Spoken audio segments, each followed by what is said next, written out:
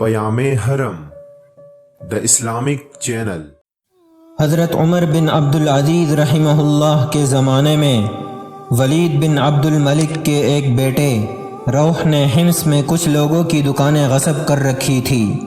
روح کا کہنا تھا کہ اسے یہ دکانیں جاگیر میں ملی ہیں۔ دکان کے اصل مالکان نے شہادتوں اور ثبوتوں کے ساتھ عمر بن عبدالعزیز رحمہ اللہ کے ہاں فریاد کی۔ آپ نے روح بن ولید کو حکم دیا کہ دکانیں واپس کر دو۔ وہ بولا، میرے پاس خلیفہ ولید بن عبد الملک کی تحریر موجود ہے۔